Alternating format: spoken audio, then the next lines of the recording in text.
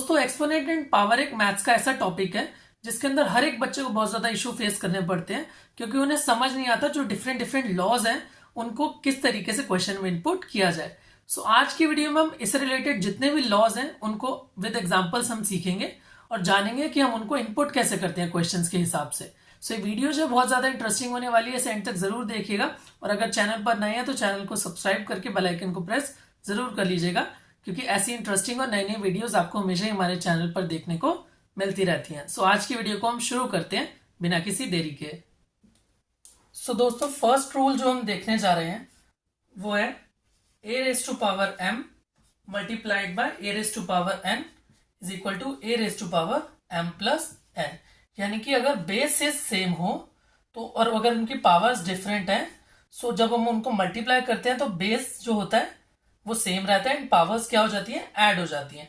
Suppose 2 raise to power 3 है multiplied by 2 raise to power 2। So अगर हम इनको मल्टीप्लाई करेंगे, अगर हमें ऐसा क्वेश्चन आएगा तो बेस सेम रहेगा यानी कि 2 सेम रहेगा एंड जो उनकी पावर्स हैं वो ऐड ऑन हो जाएंगी यानी कि 3 plus 2। So 2 raise to power 5 इसका आंसर हो जाएगा। सो नाउ हम सेकेंड लॉ को देखेंगे जिसके अंदर बेस सेम है बट मल्टीप्लाई की जगह अब क्या हो रहा है, डिवाइड हो रहा है। सो ऐसे सिचुएशन में क्या होगा, हम सेम एग्जांपल को ही पिक कर लेते हैं। 2 रेज टू पावर 3 था, अब मल्टीप्लाई की जगह क्या हो रहा है, डिवाइड हो रहा है। सो उस सिचुएशन में क्या होगा, बेस सेम रहेगा यानी कि 2 जो है वो वैसा का वैसा रहेगा, पावर्स जो है वो माइनस हो जाएंगी, 3 माइनस 2। सो इसका जो आंसर हो जाएगा वो क्या आएगा, 2 raise to power 1। So the next law is a raised to power m whole power is n। So ऐसे सिचुएशन में क्या होता है, अब हम एग्जांपल देख लेते हैं। सपोज 2 रेज टू पावर 2 था और पूरे की पावर इसकी क्या था, 3 हो गया। सो ऐसे सिचुएशन में ये लॉ क्या कहता है, जब बेस सेम हो एंड पावर्स हमारी डिफरेंट हो पूरे की, तो उस सिचुएशन में हम पावर्स को क्या कर देते हैं, मल्टीप्लाई कर देते हैं। सो यहाँ पर 2 जो है वो सेम रहेगा विच इज a, अब पावर्स मल्टीप्लाई हो जाएंगे, 2 मल्टीप्लाई बाय 3 6। सो इसका जो आंसर आएगा वो आएगा 2 raise to power 6। So next rule जो है दोस्तों अब है a raise to power m multiplied by b raise to power m is equal to a multiply by b whole power m। So आपको ये कुछ सिमिलर सा लग रहा होगा। अगर आप फर्स्ट लॉ को याद करें, उसके अंदर मल्टीप्लाई में क्या रूल था कि बेस सेम थे एंड पावर्स डिफरेंट थी जब हम उनको मल्टीप्लाई कर रहे थे। अब इस सिचुएशन में बेसेस जो है वो डिफरेंट है एंड पावर्स सेम है। सो जब भी बेस डिफरेंट होते हैं एंड पावर्स सेम होती हैं सो हम दोनों बेस को मल्टीप्लाई कर देते हैं एक साथ एंड पावर को एक साथ लिख देते हैं, उनके पूरे कंप्लीट की पावर। सो अगर हम देखें 2 रेज टू पावर 2 है multiplied by 3 raise to power 2 है, बेस जो है वो डिफरेंट है, पावर्स आर सेम।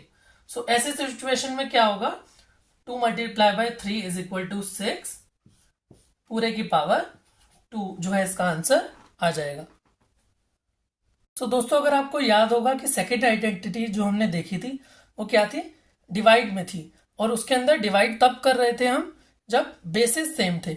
अब इस आइडेंटिटी में अगर आप देखेंगे a एंड b जो है डिफरेंट बेस है बट पावर्स उनके क्या है, सेम है। सो ऐसे सिचुएशन में क्या होता है, जब भी हमारे पास सेम पावर्स के होती हैं और बेस डिफरेंट होता है तो हम क्या करना होता है, बेसिस को हम डिवाइड कर देते हैं सिंपल, और जो पावर सेम है बस उसको पूरे कंप्लीट इक्वेशन के बाहर हम लगा देते हैं। सो इस लॉ के हिसाब से हमारा आंसर आएगा 2/3 raise to power 2। So next law अगर आप देखें a raise to power 0 is equal to 1, यानी कि कोई भी अगर आप नंबर ले लीजिए a की जगह, सपोज हमने 1000 ले लिया, किसी भी नंबर की अगर पावर 0 होगी तो हमेशा उसका आंसर 1 ही आएगा। अब a की जगह यहाँ पर 10,000 भी हो सकता है, लाख भी हो सकता है, करोड़ भी हो सकता है।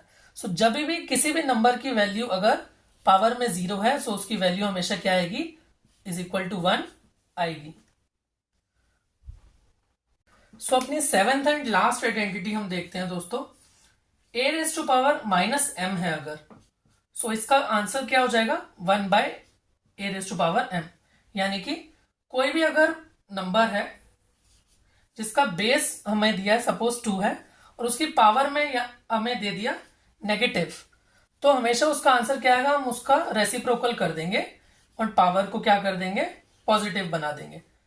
सपोज हमारे पास 2/3 था और उसकी पावर -1 था, हमने इनका रेसिप्रोकल किया 3/2 एंड पावर इसकी क्या हो गई, पॉजिटिव बन गई।